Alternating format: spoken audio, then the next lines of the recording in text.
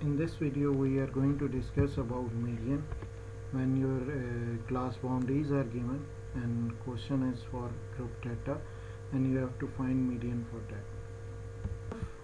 Group data में अभी continuous frequency distribution का क्वेश्चन लिया है मैंने, जिसमें आपको क्लास बाउंड्रीज बना के दी गई हैं।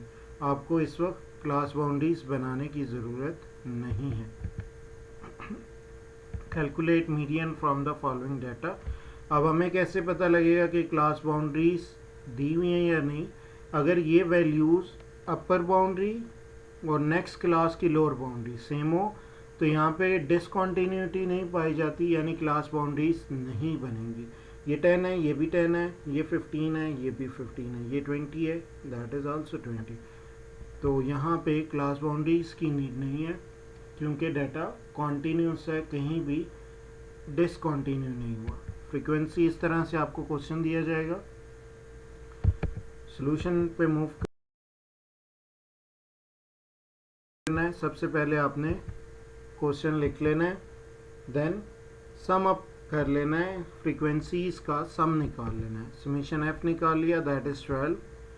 इसके बाद सी डॉट एफ बना लेना है।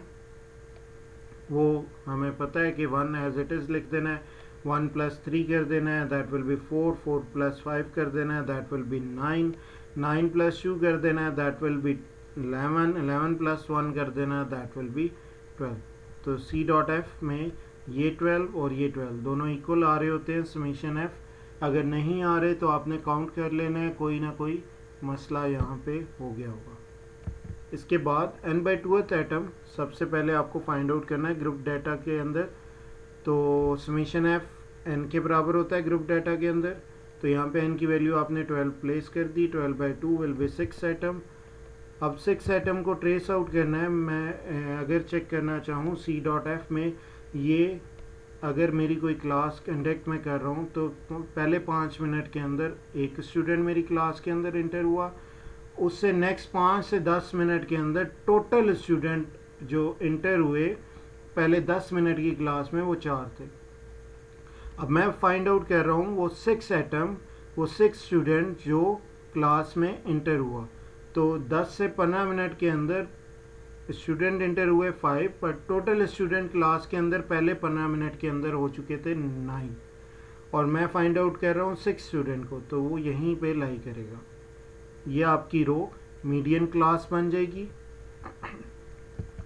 आपने इसे हाईलाइट कर लेना है।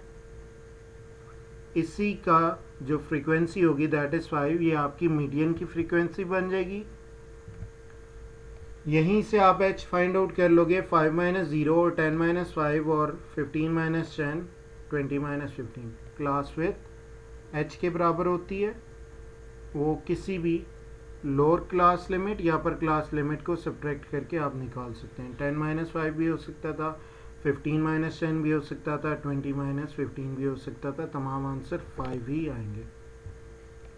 अब यहाँ पे स्मॉल l वो मीडियन क्लास की लोअर क्लास बाउंड्री आपका स्मॉल l की वैल्यू बनेगी, जो कि यहाँ पे 10 के बराबर है। c जो भी मीडियन क्लास में एक ऊपर वाली क्यूमुलेटिव फ्रीक्वेंसी क्लास होगी, उसकी क्यूमुलेटिव फ्रीक्वेंसी आपके पास c के इक्वल होगी।